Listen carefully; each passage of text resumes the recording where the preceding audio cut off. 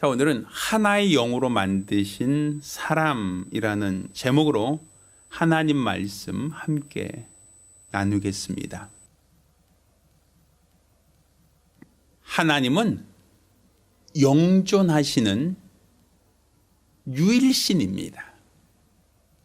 우리가 영존한다라고 하는 이 표현, 이 영존한다는 것은 영원히 존재한다. 곧 어떠한 경우에도 소멸되거나 사라지지 않고 영원하다라는 의미로서 우리는 영존이라고 표현을 합니다.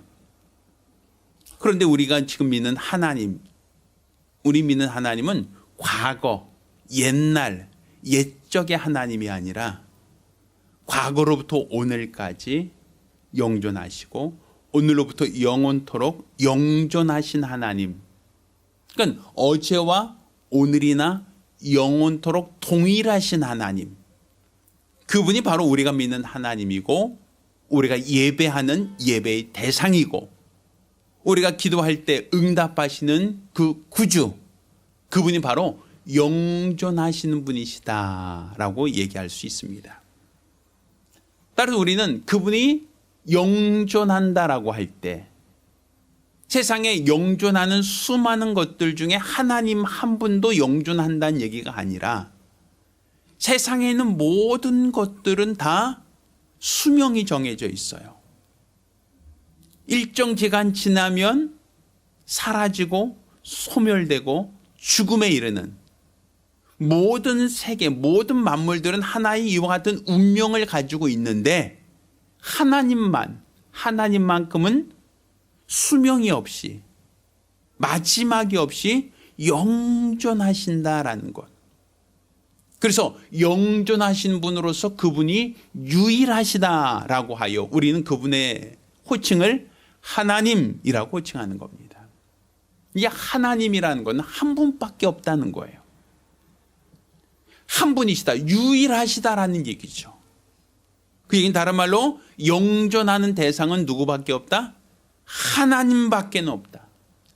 세상에 많은 종교가 있고 많은 신들이 있지만 그 가운데 영존할 수 있는 신, 영존하고 있는 신은 하나님 이외에는 다른 신은 없다라고 성경은 이와 같이 말하고 있는 겁니다.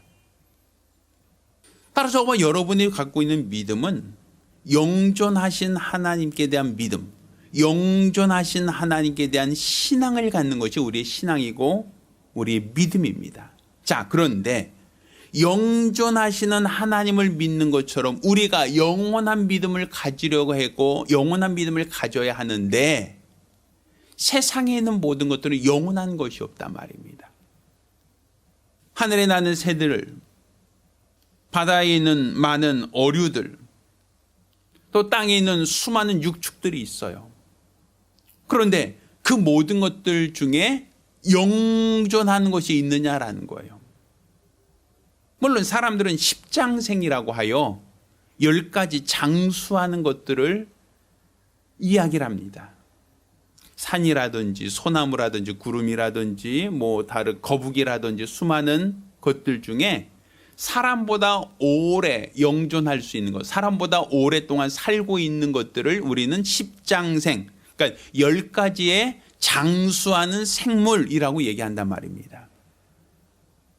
근데 그거 역시도 영존하다라고 말할 수는 없어요. 하늘의 구름도 땅도 그 가운데 어떠한 생물도 영존하지는 않아요. 물론 그 수명이 100년 혹은 200년 혹은 500년, 1000년 이렇게 그 기간이 인간보다는 길 수는 있어요. 길고 짧음의 차이는 있을 수 있지만 그것들 가운데 영존하는 대상은 없다라고 말할 수 있단 말입니다. 그러니까 우리가 생각할 때 하나님 외에는 영존하지 않고 정해진 수명이 있다라고 말할 수 있단 말이에요. 이 수명이라고 하는 것은 만물을 창조하신 하나님께서 땅에 있는 모든 피조물들에게 그 수명을, 그 날짜를 정해주신 겁니다. 하나님께서 인생들에게 70이요 강건하면 80이다라고 하셨고 또 하나님이 인간의 수명을 120년으로 하나셨다라고 기록하고 있죠. 하나님께서 수명을 정하시는 거예요. 길고 짧음을 정하시는 이는 우리가 아니라 하나님이라는 것이죠. 하나님이 정하신 그 시간이 짧아서 하루살이처럼 단 하루만 살다가 사라지는 것도 있고, 사람처럼 70년 혹은 80년을 사는 존재도 있고, 거북이처럼 그보다 훨씬 더 오래 사는 생물도 물론 존재합니다. 그런데 이렇게 장수한 것과 단명한 것들은 다 누가 정하신 것이다? 만물을 창조하신 하나님께서 그 수한을 정하신 것이다라고 볼 수 있단 말입니다. 그렇지만 하나님이 그 수한을 정하실 때 영원히 사는 존재로 하나님이 피조물들을 만들지 않으셨다라는 거예요. 왜? 영혼은 누구만 갖고 있는 속성이니까 하나님만 가지고 있는 고유한 속성이기 때문입니다. 이렇게 하나님께서 세상을 창조하실 때 그 수명, 수한을 정해두고 있는 이유는 하나님께서 만드신 피조물 가운데 이 땅의 피조물과 구별되는 하늘의 피조물이 있었어요. 이 하늘의 피조물이라고 하는 것은 하나님이 만드신 천사도 피조물이에요. 그런데 그 피조물들은 육체가 없어요. 흙으로 만들지 않았거든요. 영적인 존재라고 얘기할 수 있어요.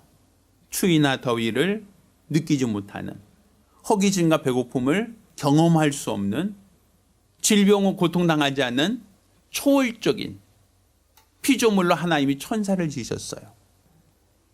그런데 그 천사가 완전하더니, 곧 하나님이 지으셨음이 완전하다 보니까 그 천사 중 하나가 지극히 높으신 이와 비길이라 하여 타락했다는 거예요. 피조물은 피조물일진데 하나님이 부리는 영으로서 지으셨을 뿐인데, 그 천사 중에 지극히 높은 자와 비길이라 함으로써 타락한 천사가 있었다라고 얘기하거든요. 그러면 그들이 왜 타락할 수밖에 없었는가? 그는 자기도 영존한다, 그러니까 어떤 죽음을 경험하지 않을 수 있다라고 하는 그런 어떤 착각. 난 죽지 않으니까 하나님과 비길 수 있지 않겠는가, 하나님과 동등해질 수 있지 않겠는가라고 하는 그러한 오만이 있었다는 얘기죠. 하나님께서 만드셔서 하나님께서 영원하시니 영원히 하나님을 섬기라고 만들었는데, 그 영원이라는 성품을 하나님이 부여하셨다고 하여, 그렇다고 하여 그 천사가 하나님이 되라는 건 아니란 말입니다. 그는 역시 부리는 자로서 영원토록 부리는 존재 역할을 해야 되는데, 그런데 그가 교만함으로써 타락하였다, 자기 지위를 떠났다라는 것이죠. 그래서 하나님께서 만드신 땅의 피조물들에게는 수완을 다 정해주신 겁니다. 이 수완을 정한 이유가 뭐겠습니까? 영원하지 않다라는 것은 결국 영원하신 하나님과 비기려고 하지 않는다라는 것이죠.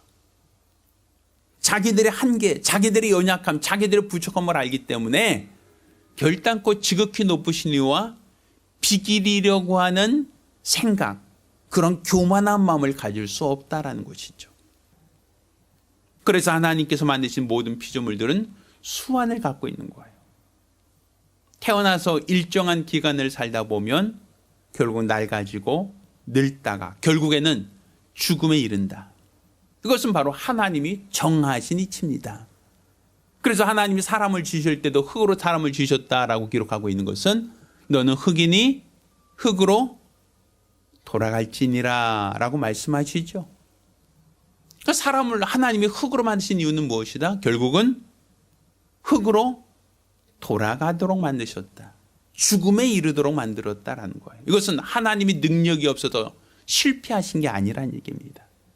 하나님이 능력이 부족하여 사람에게 수명을 정하고 그 수명 이상을 살리지 못하는 게 아니라, 하나님께서는 그들이 영존하신 하나님과 비기려고 하는 교만한 마음이 없도록 하나님께서는 그들에게 육체의 수완, 연약함을 허락하셨다라는 것이죠. 그렇지만 하나님께서는 첫사람 아담, 수많은 피조물들 중에서 첫사람 아담은 하나님이 그들은 구별하셨어요. 처음 만드실 때부터 하나님의 형상의 모양으로 만드셨어요. 그리고 하나님이 그 코에 생기를 불어넣으사 생명이 되게 하셨죠. 그러니까 생명이 되게 하셨지만 육체를 갖고 있는 생명을 말하는 거예요. 연약한 육체, 흙으로 만들어진 육체를 가지고 있는 생명을 만드셨어요. 그 이유는 뭡니까? 육체가 없으면 연약함을 모르죠. 육체가 없으면 허기짐을 모르죠. 육체가 없으면 피곤함을 모르죠. 육체가 없으면 추위나 고통을 모르죠. 그러니까 천사는 타락했단 말이에요. 그렇지만 인간은 하나님이 그 코에 생기를 불어넣어서 생명이 되게 하셨지만 영적인 존재이면서 또 한편으로는 육체의 존재가 되게 하셨단 말입니다. 그것은 그 육체의 연약함, 육체의 한계에 기초하여 하나님 앞에 교만해지거나 하나님과 동등해지려고 하는 마음이 없기를 원하셨다. 타락하지 않기를 원하셨다라는 것이죠. 그러니 우리 인간이 다른 피조물과 구별되어지는 것은 육체를 갖고 있는 피조물이면서 또 한편으로는 영을 갖고 있는 피조물이다라고 하는데 차이점이 있는 겁니다. 그래서 하나님이 육체를 갖고 있는 피조물을 위해서는 흙에서 난 식물을 음식으로 먹게 하셨어요. 육체가 흙이니 흙에서 난 것을 식물로 삼아 흙에서 난 것을 먹으며 정신토록 흙에서 살다가 결국에는 흙으로 돌아가게 하셨단 말입니다.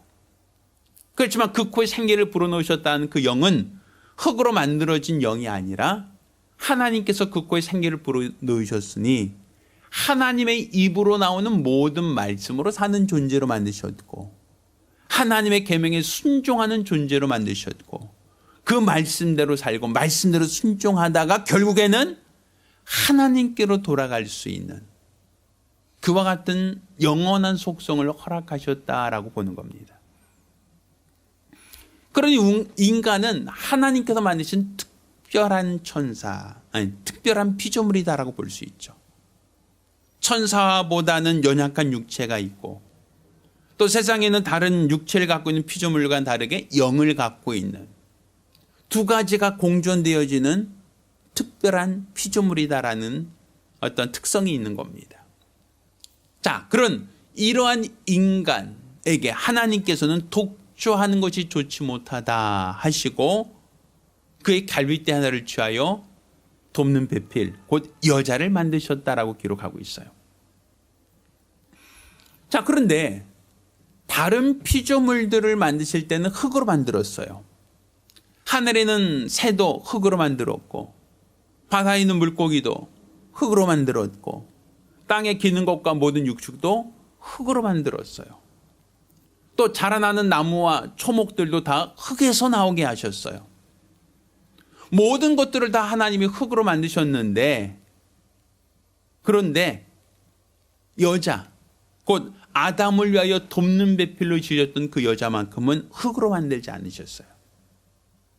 아담을 잠재우시고 그의 갈빗대를 취하여 여자를 만드셨다라고 기록하고 있어요.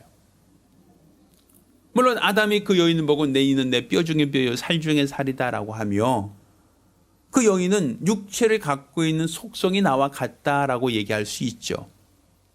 자, 그런데 육체의 속성을 같으면 왜 하나님은 아담처럼 흙으로 여자를 만들지 않고 굳이 아담을 잠재워서 그의 갈빗대로 돕는 배필을 만드셨는가?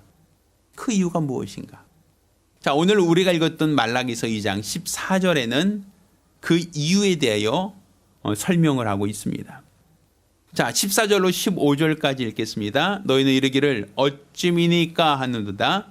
이는 너와 너희 어리서 취한 아내 사이에 여호와께서 일찍이 증거하셨음을 인함이니라. 그는 내 짝이요 너와 맹약한 아내로 돼 내가 그에게 괴사를 행하는도다. 이게 부부 얘기를 하고 있죠. 어리서 취한 아내의 관계와 얘기하고 있어요. 자, 그러면서 15절 여호와는 영이 유효하실지라도 오직 하나를 짓지 아니하셨느냐? 어찌하여 하나만 지으셨겠느냐? 이는 경건한 자손을 얻고자 하심이니라. 이렇게 돼 있죠. 그러면서 내 심령을 삼가지켜 어리서 취한 아내에게 쾌사를 행치 말지니라 이렇게 표현하고 있단 말이에요. 자, 분명은 성경 뭐라고 얘기합니까? 아담은 흙으로 만들었는데 여자는 흙으로 만들지 않고 아담을 잠재워 그의 갈빗대 하나를 취하고 살로 대신 채워서 여자 곧 돕는 배필을 만드셨다라는 거예요. 그러면 왜 하나님이 그렇게 하셨느냐 할 때 오늘 본문에는 영이 유효하실지라도 오직 하나를 지으셨다라고 표현하고 있단 말이에요. 그러니까 아담에게 하나님이 그 코에 생기를 불어넣으사 생명이 되게 하셨죠. 그런데 하나님이 돕는 배필을 만드신 다음에 그에게도 생기를 불어넣으사 생명이 되게 하셨다라고 표현하고 있지 않단 말입니다. 아담의 갈비뼈를 취하여 여자를 만드실 때 아담의 영이 그에게서 돕는 배필로서 나왔다라는 얘기죠. 이 나왔다는 것은 분리되었다는 얘기가 아닙니다. 우리가 나무를 한번 생각해 보세요. 나무로 씨를 심어서 씨가 자라다 보면 나무가 나오죠. 그러다 보면 그 나무가 자라다 보면 가지가 이렇게 뻗어나가지 않습니까? 그 가지와 줄기가 뻗어나가는 그 과정을 보면 나무는 하나인데 여러 가닥으로 여러 가지가 뻗어나가는 것을 우리 목격한 적이 있을 거란 말이에요. 분명 몸통은 하나였는데 그 몸통이 하나가 자라서 2개가 되고 4개가 되고 8개가 되고 더 많은 가지가 늘어나지 않습니까? 그것처럼 하와를 만들 때 하나님이 흙으로 만드시고 아담의 그 수박아처럼 그 코에다 생기를 불어넣으사 아담 영 따로 하와 영 따로 이렇게 만들지 않았다는 얘기예요. 흙으로 사람을 만드시고 그 코에 생기를 불어넣으사 사람을 생명으로 만드신 다음에 그를 잠재어 그의 갈비뼈를 취하여 돕는 배필을 만들었다라는 것이고, 그러니 아담에게서 취하여 만들었으니 아담의 영에게서 나왔다는 얘기가 분리되었다는 영이 아니라 결국에는 가지처럼 나뉘었다라는 얘기가 된단 말이에요. 그러면 이렇게 아담의 영과 하와 영은 각각 분리되어 있지만 결국에는 하나의 영이라는 거예요. 아담의 영에서 분리되어 나왔다라는 것이죠. 그러니 우리가 지금 이 돕는 배필이라고 하는 개념은 아담을 위한 돕는 배필의 의미만은 아니다라는 거예요. 아담이 살림을 하는데 부족하니까 돕는 배필이 필요하다는 것도 아니고, 아담이 먹을 것을 구하는데 사냥할 때 같이 도울 수 있는 사냥 동무가 필요한 게 아니고, 아담이 혼자 있으니 외로워서 외로움을 극복할 수 있는 돕는 배필이다라고도 얘기할 수 없단 말이에요. 하나님은 영이 유효하실지라도 왜 한 영만 만들었겠느냐? 그에게서 경건한 자손을 얻기 위함이다라고 말하고 있는 것처럼 결국 아담에게서 하나님의 돕는 배필로 만드신 이 하와 곧 여자라고 하는 이 대상은 경건한 자손을 얻기 위한 돕는 배필이다라고 말할 수 있는 거예요. 여기서 말하는 경건한 자손 누굽니까? 바로 여자의 후손으로 오실 예수를 말하는 거예요. 곧 하나님께서 이 땅에 오실 때 하늘에서 점프해서 땅에 내려오신 게 아니라는 거예요. 하나님이 세상에 오실 때 짠 하고 나타나신 게 아니다라는 거예요. 아담에게서 취하신 돕는 배필, 그 여인의 태를 통해서 예수님이 세상에 오셨다라는 것이죠. 마치 하나님께서 땅에게 명하여 그 물 가운데 묻이 드러나라, 또 묻 가운데 심에 있는 채소가 드러나라 하셨던 것처럼 바로 하나님께서 돕는 배필도 아담에게서 돕는 배필이 드러나라 하셨다는 얘기예요. 아담을 통해서 여자가 나오고 여자를 통해서 그리스도가 오실 수 있는 길을 하나님이 만드셨다, 예비하셨다라는 거죠. 그러니 여기서 말하는 돕는 배필은 무엇을 위해서 돕는 배필이라는 얘기가 되는 겁니까? 아담의 살림, 아담의 외로움, 아담의 어떠한 적적함을 극복하는 데 필요한 돕는 배필이다라고만 할 수 없다는 거예요. 여기서 말하는 돕는 배필은 경건한 자손을 얻기 위한 하나님의 의도 중에 아담에게서 돕는 배필을 만드셨다라는 것이죠. 이렇게 아담에게서 돕는 배필을 만드신 것은 아담 한 사람이 모든 영의 시발점, 시초란 말이에요. 모든 영은 거기서부터 파생되어지고 있단 말입니다. 근데 문제는 아담이 죄를 지으니 아담 한 사람만 죽은 게 아니라 아담에게서 나온 모든 인생들이 영혼이 다 똑같은 죄를 지었고 똑같이 타락하였고 똑같이 범죄하였고 똑같이 다 하나님의 진노의 대상이 되었다라고 얘기하는 거예요. 그러니 하나님 보실 때 이 진노의 대상을 멸하지 않고 영생을 주려고 하실 때 모든 인류가 아담에게서 나왔으니 아담의 씨로서 예수가 오셔서 그가 구원자가 되길 원하신다는 얘기고, 또 그가 구원자가 된다는 것은 아담으로 인하여 모든 인류가 죄에 빠진 것처럼 예수로 인하여 모든 인류가 다 생명을 얻길 원하신다라는 얘기입니다. 바로 우리에게 말씀하신 하나님의 뜻이 무엇이고 우리에게 계획하신 하나님의 의도가 무엇인가? 결국 하나님이 한 영밖에 짓지 않은 것, 한 영만 만드신 것은 그 이유가 무엇인가? 모든 인류를 다 아담에게만 국한시킨 그 이유가 무엇인가? 하나님의 영이 유효하실지라도 왜 단 하나밖에 짓지 아니하시는가? 그것은 예수 그리스도로 말미암아 모든 인류를 다 구속하려고 하셨다라는 거죠. 한 사람으로 인하여 죄가 들어온 것처럼 한 사람으로 말미암아 모든 죄가 사함받기를 원하셨다라는 거예요. 한 사람이 지은 죄에는 그 사람 개인의 죄로 끝나는 게 아니라 그 죄가 대대로 유산되고 있으니 그 나무가 병들면 그 나무 하나만 병드는 게 아니라 가지와 잎사귀와 모든 것들이 다 같이 병들어서 시들고 없어지는 것처럼 아담 안에 있는 모든 인류가 다 병들고 시들어서 다 하나님의 진노의 대상이 되었을 때 하나님께서 예수를 보내시고 또 그 예수를 통해서 우리에게 하나님의 구원을 이루셨다라는 거예요. 예수를 통하여 우리를 구원하시는 하나님의 은혜를 우리에게 보여주셨다는 얘기입니다. 그러니 이 돕는 배필이라고 하는 것은 결국은 장차 오실 예수를 위한 돕는 배필이다라고 말할 수 있다는 얘기죠. 그러니 하나님께서 하와를 흙으로 만들지 않고 아담의 갈비뼈로 만든 이유를 이해할 수 있겠죠. 만약 흙으로 만들었다라고 한다면 아담도 손아까를 먹었고 하와도 손아까를 먹었는데 둘 다 똑같이 죄를 범하였으면 하나님의 아들은 누구를 대신해서 죽어야 한다는 얘기입니까? 그가 죽음을 당하는 것은 아담의 죄뿐입니까? 아니면 하와의 죄도 포함되는 겁니까? 각각의 영, 각각의 다른 영이라고 한다면 하나님께서는 두 번 각각의 영을 각각 죄사함을 해야 되는 거예요. 한 번의 제사로 영원한 속죄를 이루지 못하고 아담을 위한 속죄 따로, 하와를 위한 속죄 따로 이렇게 구분해야 된단 말입니다. 그렇지만 하나님께서는 그 아들을 통하여 두 번 희생을 강요하지 않고 한 번의 죽음으로 모든 인류의 죄를 사했다라고 할 수 있는 것. 그 이유는 바로 하와가 어디서 나왔기 때문이다? 아담에게서 나왔기 때문이다라는 것이죠. 하와 영은 어디서 나왔는가? 아담에게서 나왔다. 그러니 아담에게서 나왔으니 하나님께서 그를 그와 같이 사용하실 것이다 라는 거예요.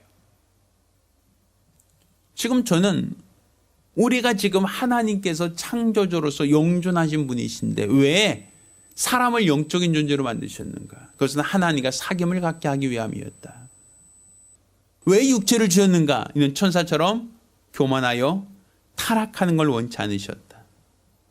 결국 우리 하나님께서는 우리의 인간들을 통해서 하나님은 섬김을 받고자 하고 하나님은 영광 받으시기를 원하신다라는 걸 우리는 알고 믿어야 됩니다. 오늘 우리가 하나님께서 우리 인간들, 우리 인생들에게 아담에게서 모든 인류가 나오게 하시고 또 아담이 범죄한 것처럼 모든 인류가 죄악 가운데 빠지게 하셨으나 하나님께서는 그 아들 곧 예수 그리스도를 돕는 배필을 보내시고 예수 그리스도 안에서 우리를 구속하시겠다라는 큰 원대한 계획을 세우셨다라는 것이죠.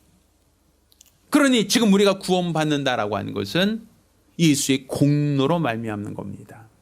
이는 지난번 말씀드린 것처럼 아담에게서 끊어져서 예수와 연합되어지는 것을 말하는 겁니다. 예수님께서도 사역을 하기 전, 공생애를 시작하기 전에 먼저 침례를 받으심으로 아브라함과 다윗의 자손이라고 하는 타이틀을 장사시키셨어요. 그리고 그가 물에서 올라오실 때 아브라함과 다윗 자손 예수가 아닌 하나님의 아들, 곧 전 내 사랑하는 아들이요 내 기뻐하는 자다라고 하는 말씀처럼 하나님은 그 예수를 내 사랑하고 내 기뻐하는 아들이다라고 얘기하지 않습니까? 그러니 예수 그리스도께서 하나님과 동등하시만 육체로 오신 것은 죽음을 맛보기 위함이고, 그 죽음을 맛보는 그 이유가 무엇이냐? 죄 가운데 빠져있는 우리 인간들을 구속하시기 위하여, 구원하기 위하여 하나님께서 이와 같은 큰 은혜를 더하신 것이다라는 것을 믿어야 됩니다. 저 여러분 모두가 우리 하나님을 알고 믿기를 예수 이름으로 축원합니다. 예수 안에서 하나님을 알고 예수 안에서 하나님을 섬기며 또 예수 그리스도 안에서 예수와 연합되어진 새로운 피조물들이 되기를 부탁드립니다.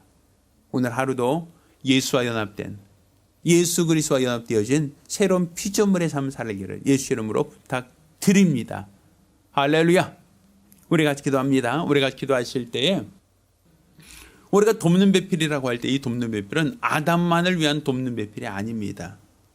경건한 자손을 얻기 위한 돕는 배필을 말하는 것이고, 이는 곧 예수 그리스도께서 오실 길을 위한 돕는 배필로 하나님이 만드셨다라는 거예요. 아담이 타락한 이후에 여자후손에 대한 약속을 주셨다라고 하지만 원래 하나님께서 오실 길은 그보다 훨씬 더 전에 정해지고 약속되어졌다라는 것. 하나님의 원대한 계획 속에 이미 있었다라는 걸 우리가 알아야 되고, 따라서 우리는 예수 그리스도로 말미암아 우리가 하나님과 화목하고 예수 그리스도 안에서 우리 하나님과 기뻐하는 믿음의 사람 되기를 위하여 한 목소리로 기도합니다.